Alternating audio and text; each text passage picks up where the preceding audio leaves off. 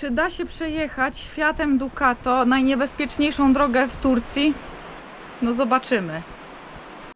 Cześć, z tej strony Andrea i Kacper, czyli Spakowani w drogę. Wyruszyliśmy w roczną podróż i dojechaliśmy naszym campervanem na Półwysep Arabski. Cieszymy się, że jesteś tutaj razem z nami i zapraszamy Cię do kolejnego odcinka naszej przygody. Moi drodzy, właśnie wjeżdżamy w najdłuższy tunel w Turcji, 14,5 km. Także... Cygana tunel. Tunel Cygana. Andrea się cieszy. Hej! To jest profesjonalny tutaj, proszę bardzo. To jest najdłuższy tunel, jakim jedziemy w swoim życiu. No dobra, to czeka nas 15 km niczego. Chciałam powiedzieć, że Kacper powiedział, że to najpiękniejszy tunel, jakim jechał. To jest naprawdę to jest świetna rekomendacja. Zapraszamy Was do tureckiego tunelu. Jedyna sugestia do operatorów, jak będziecie robić przegląd, możecie wprowadzić różnego rodzaju kolory. No, na przykład jest tylko niebieski, a moglibyście zrobić też inne kolory. Moglibyście. Jesteśmy właśnie w miasteczku, które nie wiem jak się nazywa, ale jest w drodze do monastyru Sumela, którego nie planujemy odwiedzać, ale jedziemy w tamtą stronę, żeby sobie zobaczyć, bo podobno jest bardzo ładne, to są bardzo ładne tereny. Jedziemy na kemping, zrobić pranie. Tu? Tak, przy drodze, tak. Ogarnęliśmy całe pranie, zmieniliśmy poszewki w pościeli, a jeżeli zastanawiacie się, bo patrzcie, mamy nową pościel, bo wozimy ze sobą w ogóle dwie pościele, a drugą chowam po prostu w torbę, taką z Ikei. I jest to spoko system, bo przez to ona się też nie kurzy, jest zamknięta, a całą tą torbę wciskam do naszego Pawlacza. Tutaj idealnie się mieści. Tutaj też trzymamy kurtki i rzeczy kempingowe, namiot i tego typu rzeczy. Tak to u nas wygląda. Gdybyście się zastanawiali, gdzie te wszystkie rzeczy upychamy, to macie odpowiedź. I nic nie widać, jest pięknie.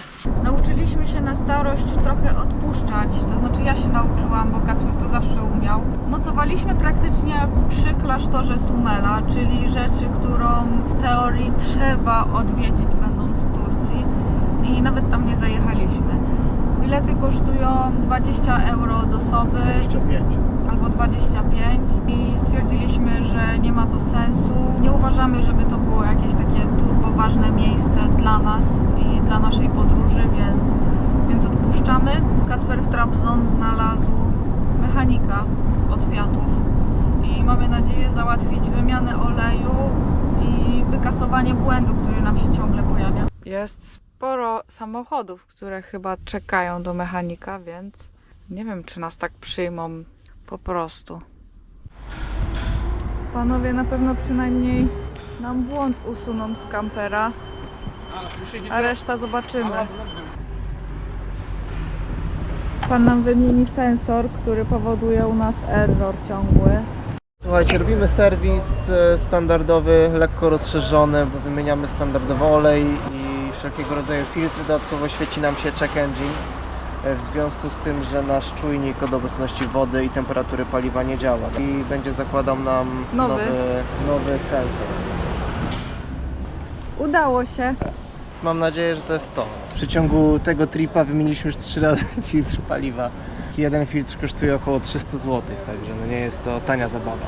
Ale i tak spoko, bo w sumie nie robiliśmy jakichś wielkich napraw marchewy podczas tego tripa. Minęło 8 miesięcy, no i tutaj zdarzają nam się jakieś małe fuck-upy, ale ogólnie jest raczej w porządku. Są rzeczy, które po prostu trzeba wymieniać w samochodzie i dobrze, że samochód dalej jedzie, a nie jakieś zawieszenie albo coś, bo wtedy byłaby większa draka. Zostaliśmy zaproszeni przez panów na jedzenie. Mają stołówkę, panią, która gotuje i tutaj panowie nas zaprosili na jedzonko. A to wszystko dlatego, że mają teraz przerwę obiadową. I zobaczcie, dostaliśmy zupkę. Tam się jeszcze pilaf robi. Także kochani, smacznego. A tu taki standardowy turecki obiad, bo jest pilaf, fasola, kiszonki i oczywiście cebula. A wszystko z takim widokiem. Ale to było miłe, co Kacper? No to było ekstra, naprawdę. Takie dobre jedzonko. Ja niczego więcej do szczęścia nie potrzebuję. Dobry ryż z masełkiem, fasola świeżo ugotowana i ta ciorba po prostu, ja tu muszę więcej zup jeść, bo była pyszna. Oczywiście dostaliśmy jeszcze czaj na deser, bo bez czaju to nie Turcja przecież. Także naprawdę bardzo miło. Jeszcze chciałam powiedzieć, że chłopaki w ogóle nie mówią tutaj po angielsku. Google Translate w dzisiejszych czasach to jest po prostu game changer, bo można się dogadać na każdy temat i nawet swobodnie porozmawiać. Więc jeżeli nie znacie angielskiego, to w dzisiejszych czasach naprawdę to nie jest żadna bariera. Także podróżujcie, zwiedzajcie. Jak widzicie na naszym przykładzie, angielski nie jest wymagany.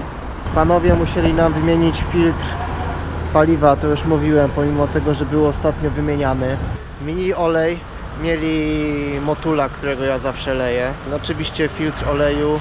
Do tego po Omanie i Arabii Saudyjskiej wymieniłem też filtr powietrza i filtr kabinowy, który był dość mocno zasyfiony. Dodatkowo podłączyli pod komputer wtryski, żeby zobaczyć parametry. Po ostatniej wymianie wtryski są ok. Sprawdzili mi zawieszenie jeszcze, sprawdzili hamulce. No zdecydowałem się, żeby posprawdzać to auto. A w Turcji znają się na rzeczy. Jest stosunkowo tanio, jeśli chodzi o naprawy samochodów, więc jest to dobry kraj, żeby taki serwis zrobić. I po raz kolejny jest to dobre miejsce do van life'u, ponieważ dostęp do mechaników, do części dla naszych europejskich samochodów, w szczególności trojaczków, no nie tylko, tutaj jeżdżą wszystkie vany, które mamy w Polsce. Sprintery, craftery, mastery, Ducato, jelenie, dziki, rysie, kuny, jenoty. Wszystko, co tam tak naprawdę chcecie, to tutaj jeździ i to tutaj naprawiają. Zobaczymy jeszcze, ile za to wszystko zapłacimy. 900 zł za te wszystkie czynności, które wymieniłem, do tego jeszcze obiad. No Mega miło. naprawdę mega miło, mega profesjonalnie, uczciwa cena, także czego chcieć więcej. Marchewa jest gotowana Gruzją.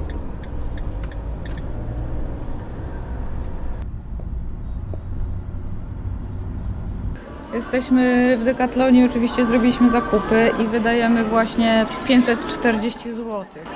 Tak to z nami właśnie jest w Decathlonie. Kupiłem saperkę Decathlonu, ale zwija się w ten sposób. Cyk, proszę bardzo, tak. I mamy jeszcze śpiwór. W końcu kupiliśmy porządny śpiwór. Nigdy nie kupimy puchowego chyba. No bo nie jest nam potrzebny tak. też. Nowa miejscowa do spania. Jesteśmy pod mostem przy małym takim porcie i tutaj z widoczkiem na kawiarnię. Właśnie zjedliśmy obiad i idziemy się przejść na zachodzące słońce. Wzięliśmy sobie krzesełka i patrzcie, jaki widoczek.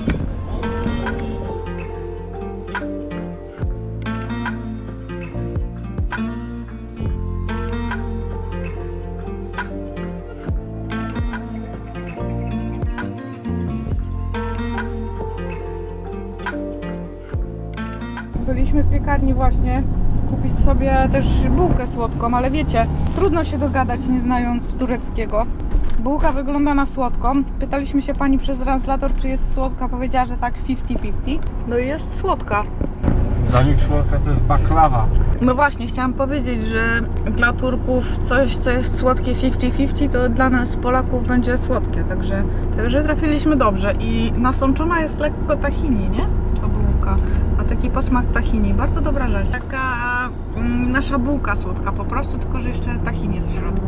Bardzo dobra.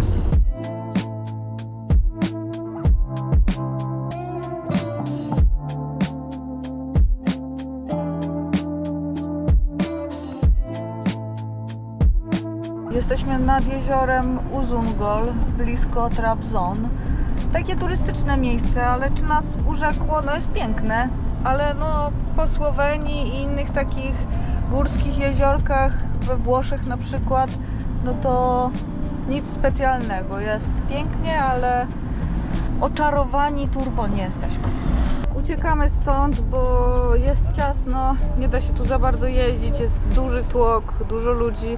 W ogóle bardzo dużo Arabów widzę. Tak mi się przynajmniej wydaje, że to są Saudowie.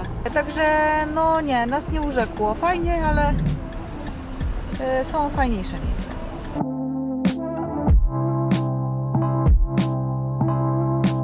Chciałam Chciałam wam tylko powiedzieć, że wybraliśmy się dzisiaj na wycieczkę po górach. To jest główna trasa jak coś. To jest trasa D915, jedna z najbardziej widokowych tutaj na północy Turcji.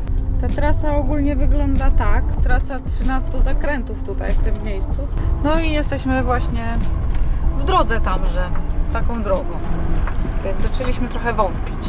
Zapytaliśmy panów Turków. Ale ja już nie wierzę takim dziadkom.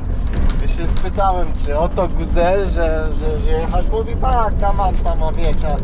W Grecji też mi kiedyś taki dziadek powiedział, żebym jechał i to się źle skończyło. Cały czas nie jestem przekonany, co mnie tam spotka.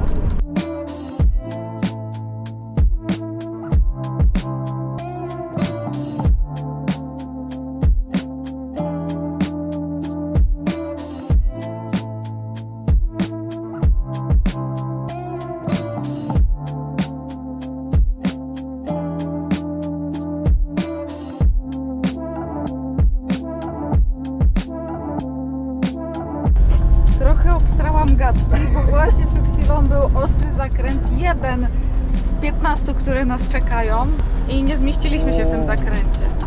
I można bardzo łatwo spaść z krawędzi. Gdzie my tym Ducato jedziemy, Kacper? Nie.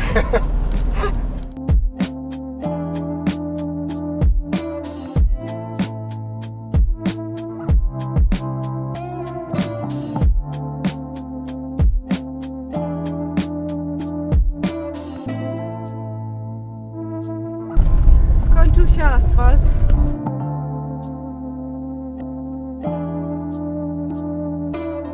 Dobra, słuchajcie, muszę wyskoczyć. Patrzcie, jak wysoko.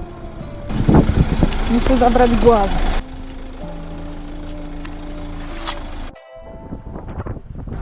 No jest lekki przypał. Tam dalej jest porzo już. No, my przyjechać przejedziemy. Kacper idzie sprawdzić powierzchnię. Kurczę, boję się, że to będzie po jakimś naprawdę offroadzie. Mogę teraz na prawo zjechać? Tak, tak. No. Tu trzeba lewej się trzymać. Kółka buksują. Spokojnie, spokojnie.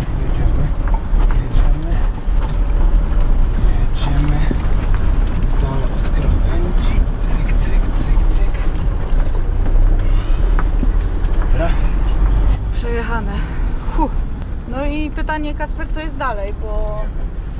Powiem wam, że tamten kawałek był dość stresujący.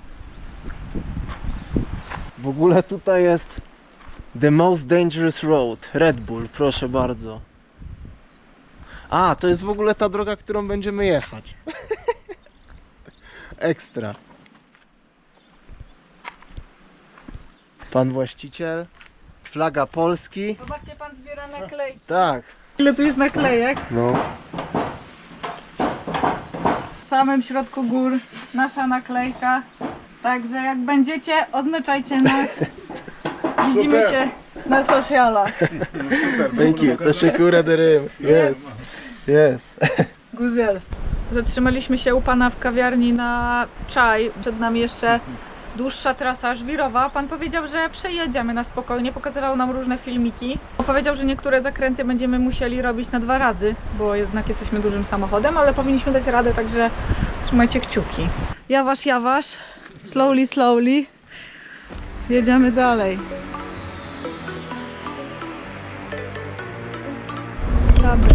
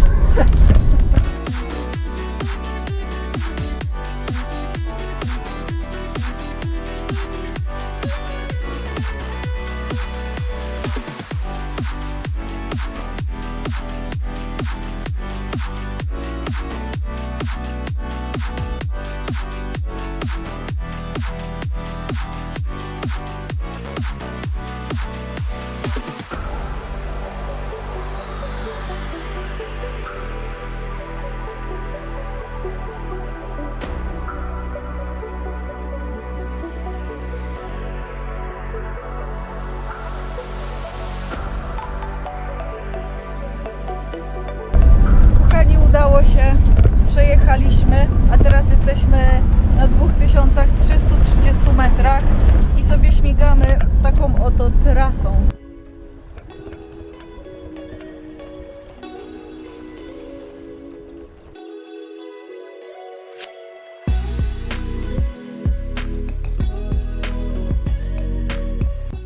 Proszę Państwa, dobra wiadomość, jest i asfalcik.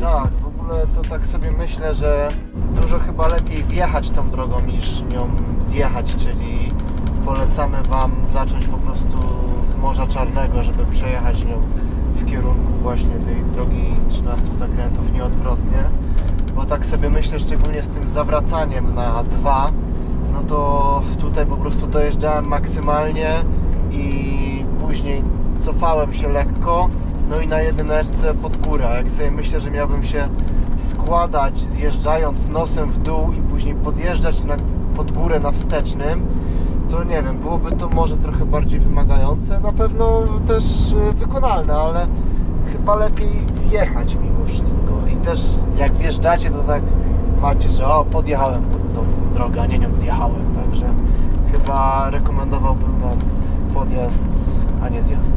Kacper się myje z zawanem, a nie jest wcale tak bardzo ciepło. Robimy sobie dzisiaj tradycyjny obiad, bo słuchajcie, mamy kurczaki i do tego młody ziemniaczek Kurczaki, ziemniaki. i do tego będzie mizeria i coperaido. Na masę Kacper. kurczak. Będziemy wjeżdżać na 3200 metrów, czyli o 1000 więcej niż wczoraj, żeby zobaczyć lodowcowe jeziora, które znajdują się na szczycie tych gór. W górach jest jeszcze śnieg. Jedziemy przynajmniej spróbować.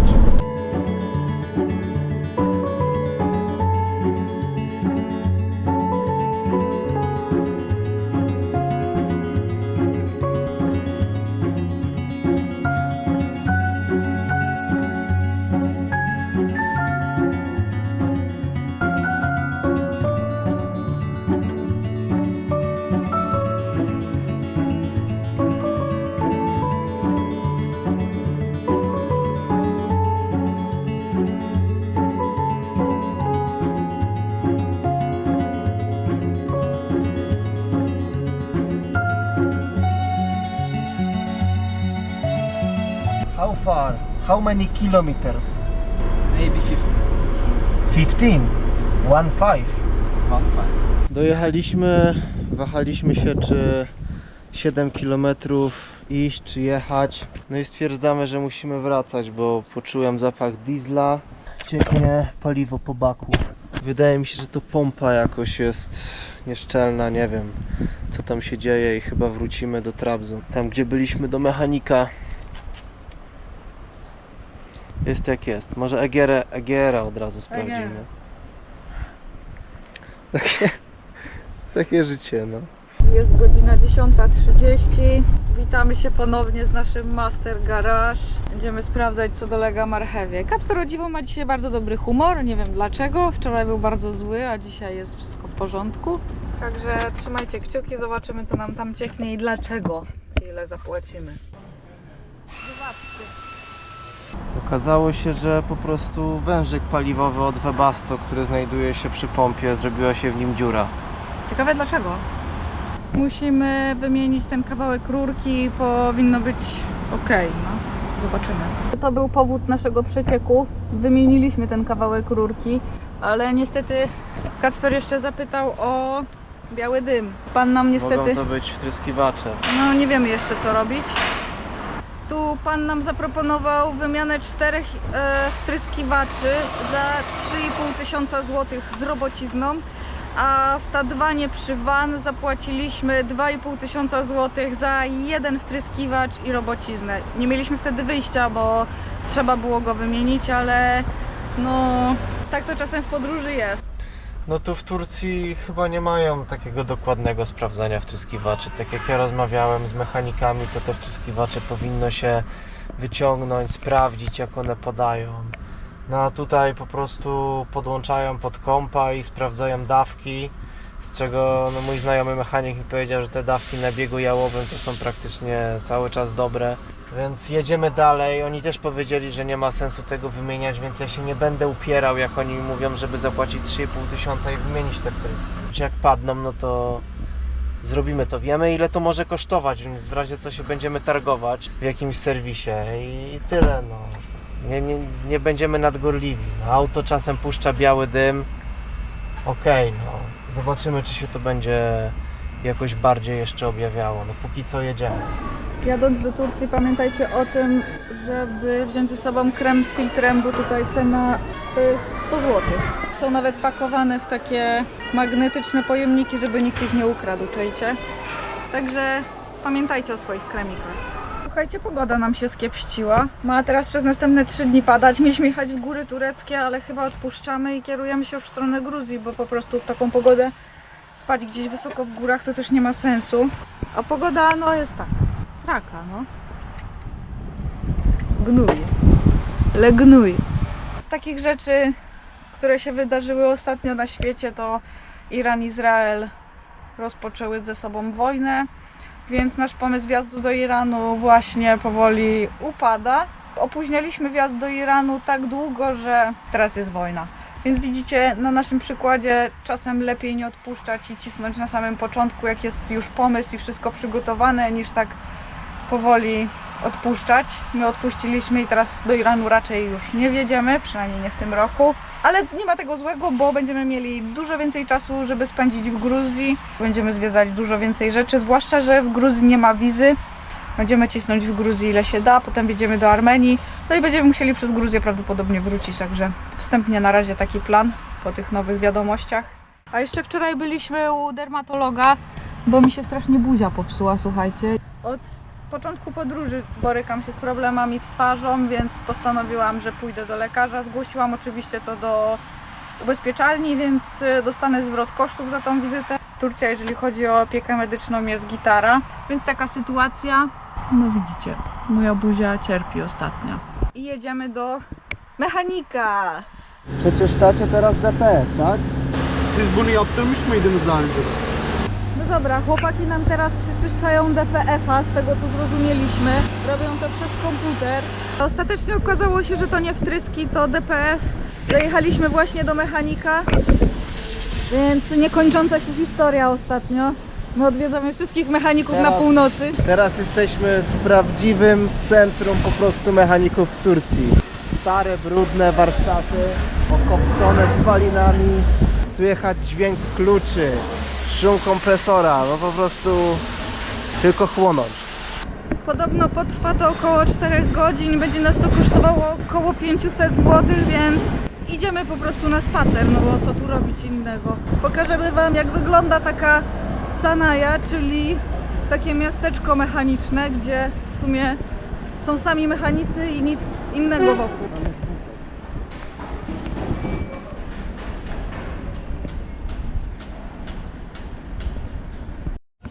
Zatrzymaliśmy się na jedzenie w bufecie w centrum właściwie miasteczka mechanicznego w Sanai i stwierdziliśmy, że zamówimy sobie zupę. Kacper ma zupę z soczewicy, a ja mam zupę fasolową. Ja wam powiem, mam takie przemyślenia, że bardzo szanuję takie miejsca, ponieważ wspierają lokalną społeczność. Jest to naprawdę duży obiekt, gdzie jest dużo warsztatów samochodowych różnej profesji i dodatkowo jeszcze są tu inne biznesy, jak właśnie restauracje, wulkanizacje. No, ci ludzie pracują tutaj od rana do wieczora, więc muszę mieć wszystkie usługi zapewnione. Więc dużo ludzi po prostu znajduje tutaj pracę, a zakładam, że w takich miasteczkach w Turcji z pracą nie jest super łatwo, żeby znaleźć. Jedzonko jest naprawdę dobre. Musi być dobre w takich lokalnych miejscach. A więc system mówił, że DPF jest pełny w 44%. Jak chłopaki wyciągnęli filtr, okazało się, że był dość mocno zawalony i zaraz będziemy mogli jechać dalej. Rize i północna część Turcji przy Gruzji znana jest z produkcji czaju. To tutaj właśnie są największe plantacje czaju. Jak widzicie, wielki kieliszek czaju. Także jesteśmy właśnie w Rize. Przyjeżdżamy właściwie tylko, ale ładnie. Bo nie zatrzymujemy się tutaj ze względu na to, że my to miasto to nie bardzo lubimy zwiedzać. Takie duże szczególnie, nie ma gdzie zaparkować. Zwłaszcza tak dużym busem są kłopoty w Turcji.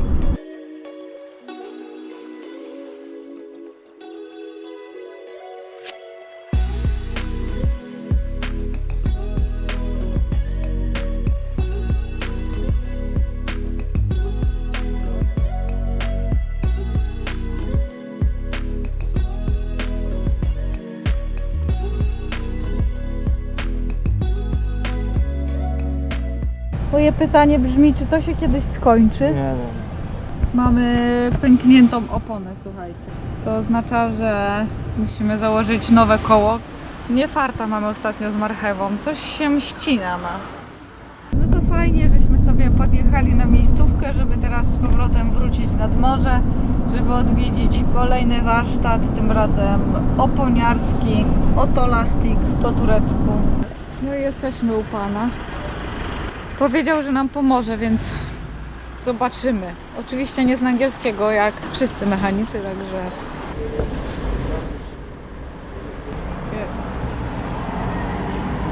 To jest ta opona, którą robiliśmy w Omanie. Tak. Czyli tam to powierzchowne było tylko. Okazało się, że ta dziura to jest prawdopodobnie nasza łatka z Omanu, którą założyliśmy i ona po prostu już nie dała dalej rady. A to pęknięcie, które widzimy, to jest pęknięcie, które pan powiedział, że już raczej nic z tym nie zrobimy i musi tak być i wyjeździć tą oponę trzeba. Pan naprawia nam tą dziurę z Omanu, a tymczasem my wyciągamy zapasowe koło i po prostu podmienimy te opony. Tamta będzie służyła jako zapas awaryjny, a ta będzie jako nowa. Jeżeli nie wiecie, jak się suszy włosy w kamperze, to właśnie tak jak co. Webasto. W ogóle próbujemy dostać się na ten wodospad i zobaczcie, jaki tu jest klimacik.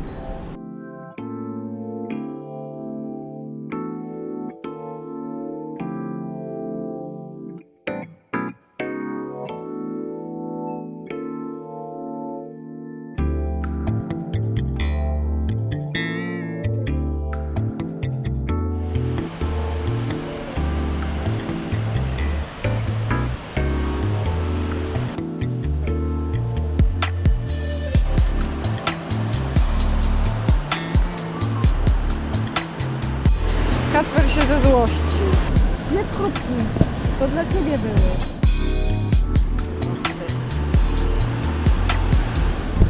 Skandal.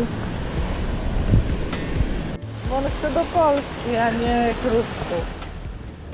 Zdecydowanie nie polecamy wam przyjeżdżania tutaj w sezonie samochodem, przynajmniej tak dużym samochodem, bo miejsca do parkowania jest niewiele, długa droga, około 4 km jest bardzo, bardzo wąska i pod górę, więc dwa samochody no ciężko, żeby się minęły, a oprócz tego jeżdżą tutaj busiki, więc jak trafią na siebie dwa busiki, czyli jeden kamper, jeden busik, to no jest już czasem problem, bo droga się rozszerza w niektórych miejscach, ale w niektórych jest bardzo, bardzo wąska. Zobaczcie jeszcze. Patrzcie, mamy idealne miejsce pod pomnikiem. Ataturk się tutaj na nas patrzy. Dogląda, czy solary czyste. A tu jeszcze w ogóle ciekawostka, zobaczcie, jaka fajna przyczepa kempingowa. Moglibyśmy sobie ją spokojnie podpiąć do naszej marchewy i kolorystycznie by pasowała. Idziemy łapać teraz ostatnie promienie słońca, żeby się wygrzać trochę, bo trochę zmarzliśmy. Także idziemy posiedzieć chwilę nad morzem. Zbliżamy się do granicy z Gruzją. Zbliżają się i oddalają się od siebie. Jak w życiu. Wypić ten losu z środka i dopiero później możecie zjeść resztę. Ludzie się mniej uśmiechają w tym miejscu. Trzeba przejść znowu w cwany postsowiecki styl życia. No niestety Gruzini też nie umieją ogarnąć swojego poletka, więc idziemy, słuchajcie, pozbierać śmieci tu wokół. Także naprawdę bardzo miło. Przyroda jest tutaj tak agresywna, wszystko ma kolce. Good?